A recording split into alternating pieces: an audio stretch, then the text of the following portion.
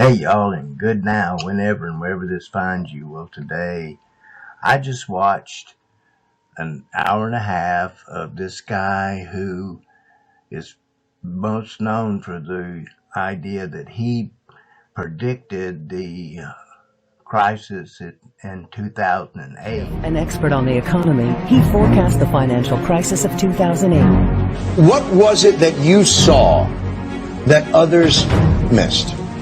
You were on my show an awful lot. I appreciate it because you were one of the only people that saw this coming and had the cojones to say it. While others were naysaying him and criticizing him. They're toxic. Not only didn't anybody listen to him, a lot of people actually laughed at him. People can't sell their house.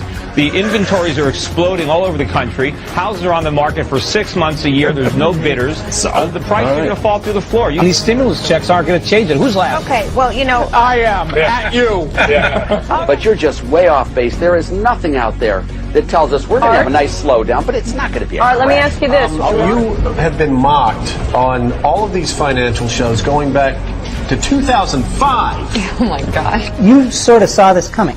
You may know him from YouTube fame as videos of Peter Schiff calling the market's collapse way back in 2006 have been making the rounds out there in cyberspace. Turns out he was right on the money. Now the one and only Peter Schiff has hit the fan. He saw this day coming and predicted. Subprime is a tiny blip. It's not tiny, and again, it's not just subprime. You're simply wrong about it. He was calling out what was going to happen, and sure enough, it did. Well, he was on a show with this guy who lives in China and Cyrus Jansen, who I watch, who lived in China.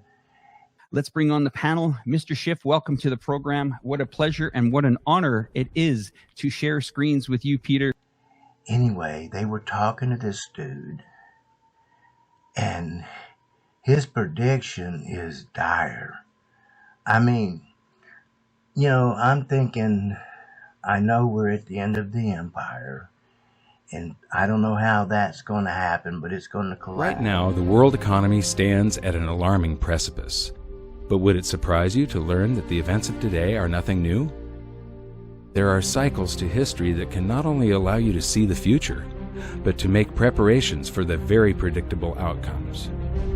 Huge financial gyrations, inflation, loss of personal freedom, and out-of-control government are all things that we have been warned about for centuries and are the direct consequences of the monetary system itself.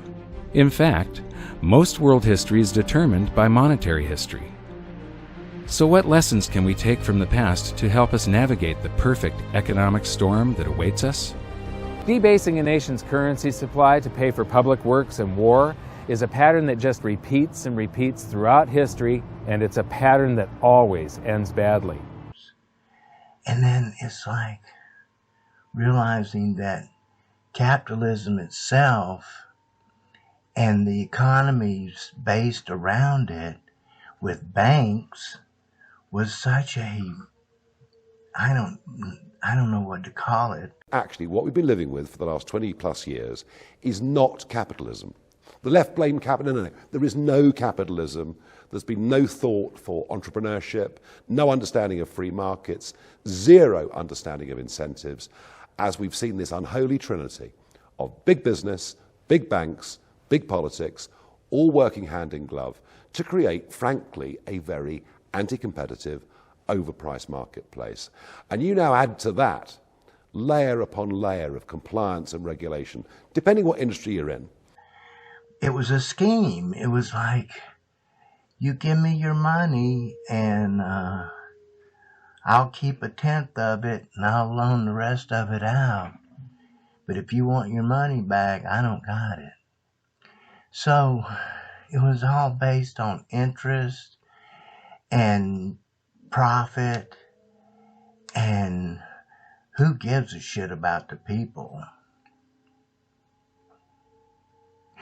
And anyway, so as I watched this, I was thinking, I know all this stuff's going to happen, but I'm thinking, well, you know, they're not going to end Social Security. Well, when I argued that we should freeze federal spending, I meant Social Security as well. I meant Medicare and Medicaid. I meant veterans benefits. I meant every single solitary thing in the government. And I not only tried it once, I tried it twice, I tried it a third time, and I tried it a fourth time. I meant veterans benefit. I meant every single solitary thing in the government. Then I realized, well, maybe they will. And even beyond that, I was thinking, my fallback position, to be honest and frank, was if all of the shit hits the fan and it doesn't work out for me, that my fallback position is I'm close to death and it won't take long for me to die and be done with all of it. But then I was thinking, well, what about the people that have to live through this shit? And what if I don't die? I know many of you are wishing for me to live for a long, long time, and me too. But anyway, so what would I do if I lose, well, even if I don't lose my Social Security, the guy's saying that China has been giving us goods and we've been giving China paper. China then loans us the paper with interest, and I think now we're up to paying $1 trillion in interest this year. We're getting all the goods from China and they're getting paper from us. And he was saying eventually China's going to figure this out and they're just going to keep their goods at home and sell them within their own boundaries and continue to improve their society and culture and cut us off. And then it's like, think about Walmart. They're going to be just, what are they going to sell? I mean, everything comes from China. So in this whole thing of they want to talk about making war with China. This is a matter of significant national security importance. We must act with clear-eyed urgency. Preparation for war and deterring war is extraordinarily expensive, but it's not as expensive as fighting a war. And this budget prevents war and prepares us to fight it if necessary. The testimony comes soon after Chinese leader Xi Jinping visit to Moscow for a summit with Russian President. And it's like, give me a break. This is so diluted and so insane. So anyway, the point of this video is, what do I do if the shit hits the fan and I don't die? What am I going to do? And just so happens I've found out that there is a movement to reassess how we measure our economy in a way that would move our economy to a more people, planet-oriented focus. People and planet over profit. So what is the economy? Simply put, it's the way that we produce and provide for one another.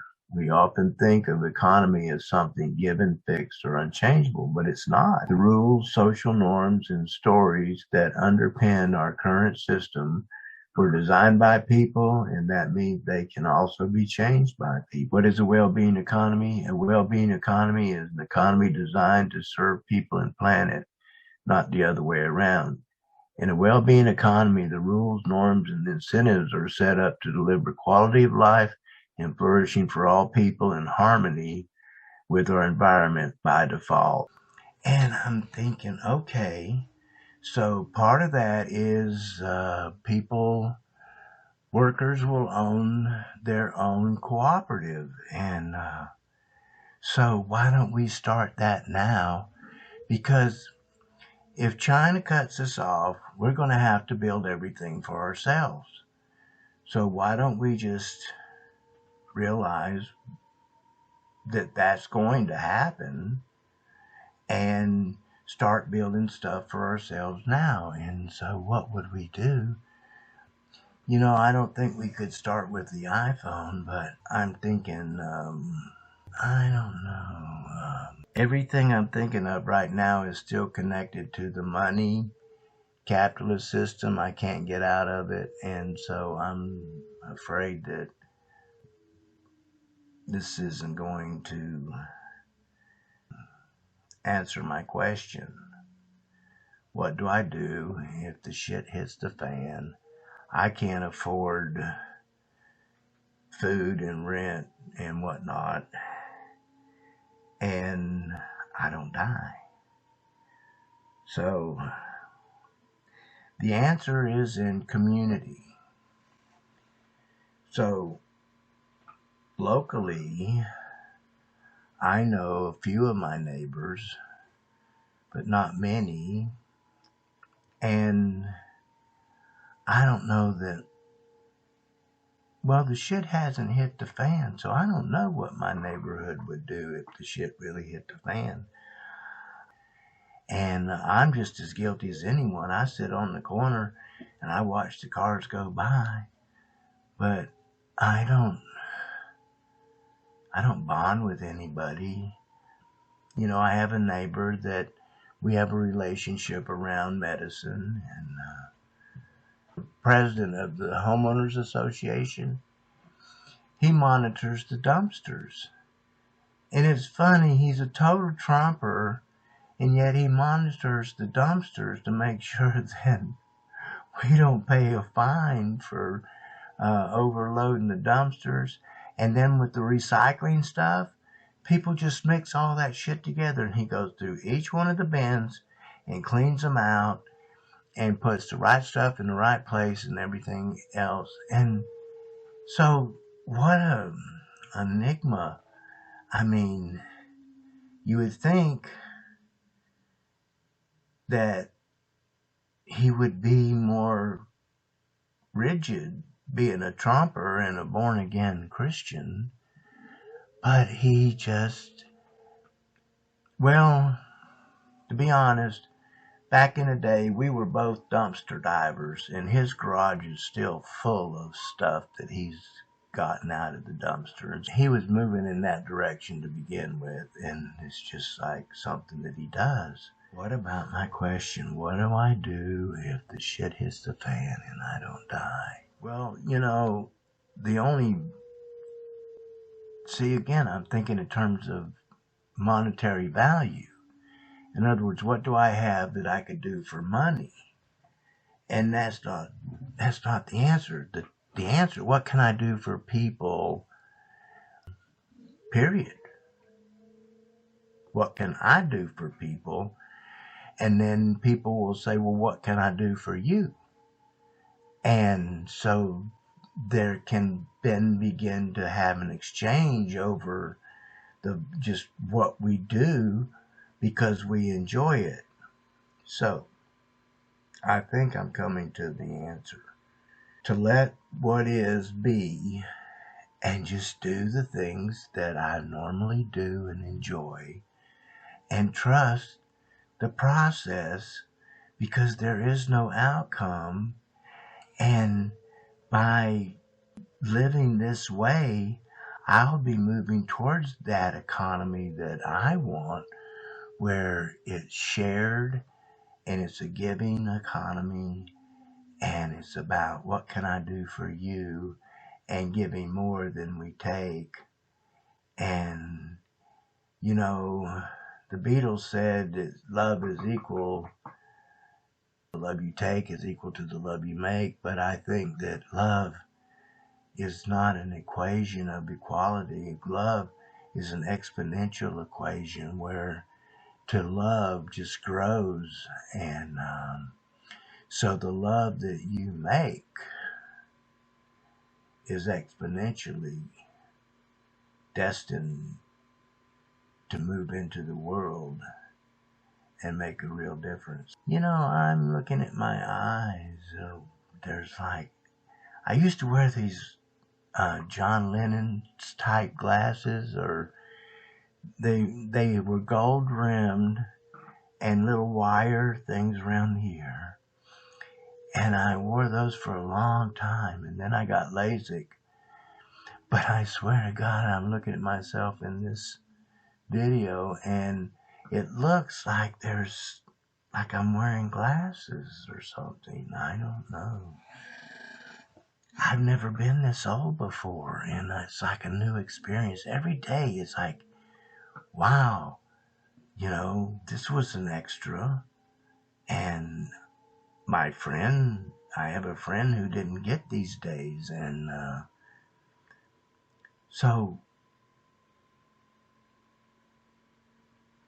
I don't know if I answered the question or not. I did. What I'm going to do is I'm going to do what I always do. I'm going to do what I enjoy doing, and I'm going to offer that to people because I can.